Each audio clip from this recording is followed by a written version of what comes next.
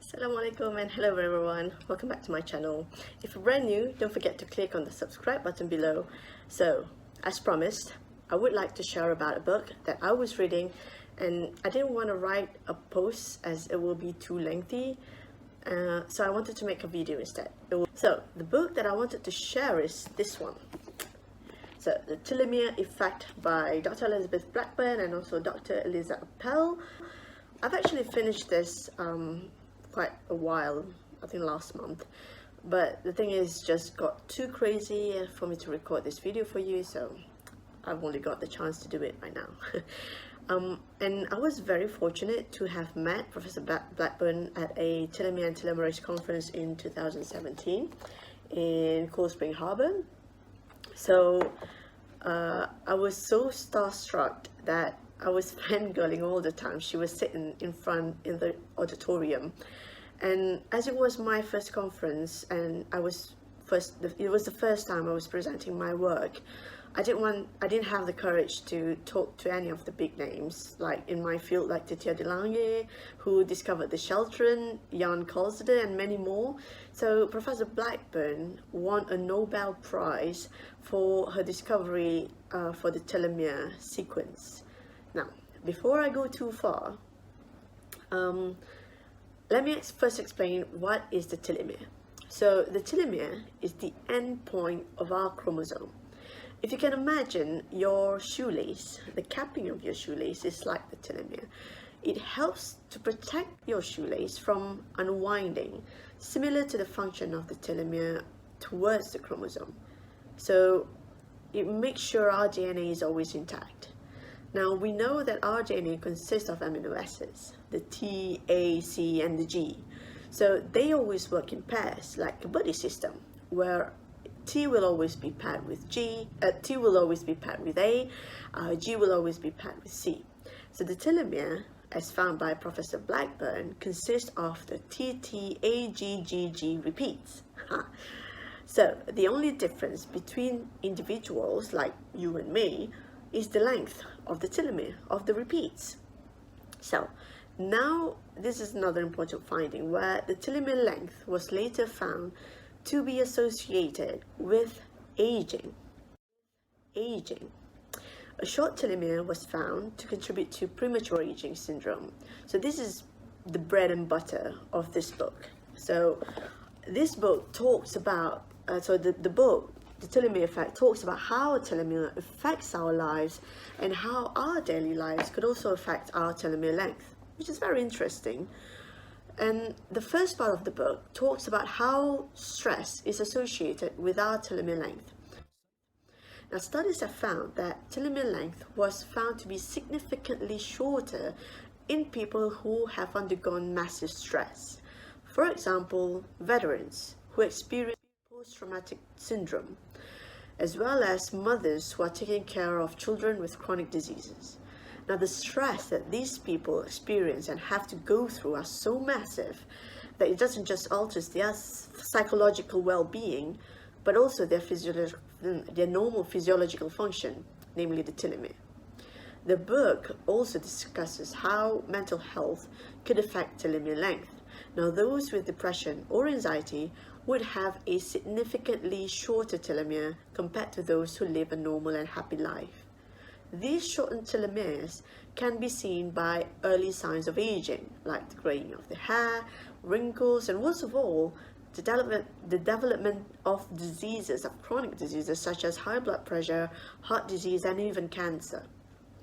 Now, the book has discussed and highlighted the issue for us to focus on.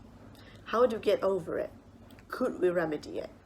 Does telomere shortening is something as set in stone as our DNA makeup, like our eye color and our height? Now, it turns out it's not set in stone.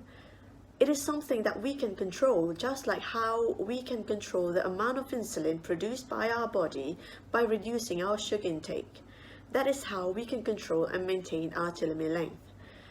I would like to put some Islamic perspectives to this book that I found very helpful as well. So one of the things that the book suggests to control your stress level, to reduce your anxiety, and even your high blood pressure, is to control your breathing. This is the normal exercise in yoga and other meditation exercises. When we inhale, our heart rate increases, and when we exhale, our heart rate reduces. So try to control and be aware of your breathing, picturing the air coming in and out from your mouth and your nose.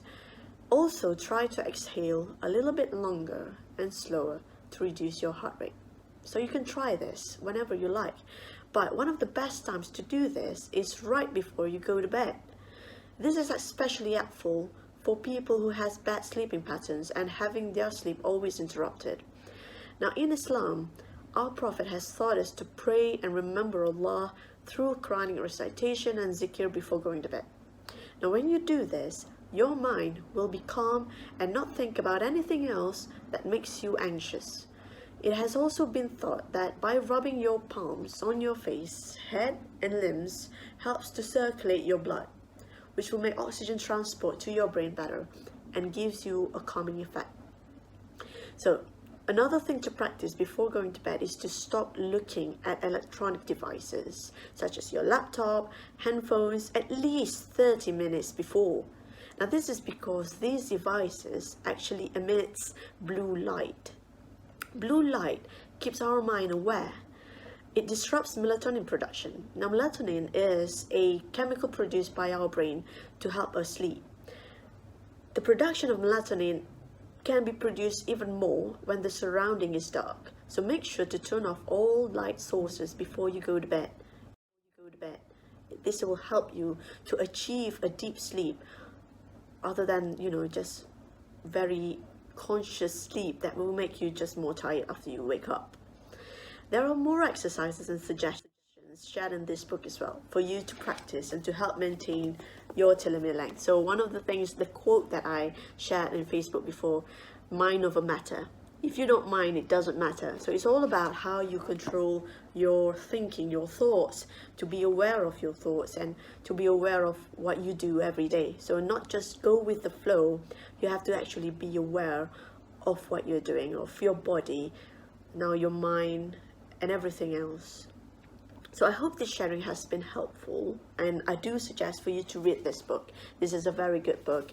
There are other suggestions and exercises, as I mentioned, in this book that helps you to first evaluate your telomere length and your health in general telomere maintenance, and also how you can actually make it better.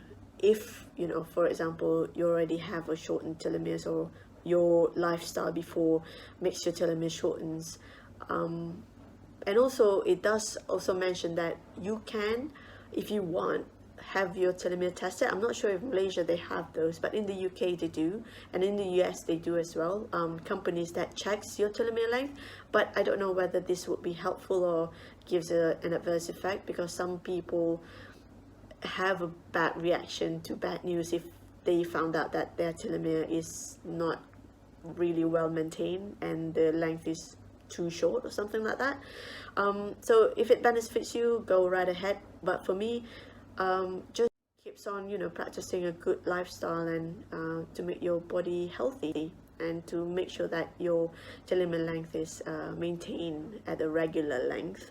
Now it's not that you want to live longer or promoting longevity. It's just that you want to live when you live and be as healthy as you can. So again, if you have any comments or suggestions, do drop down your comment below, and don't forget to like and subscribe. Until next time, bye.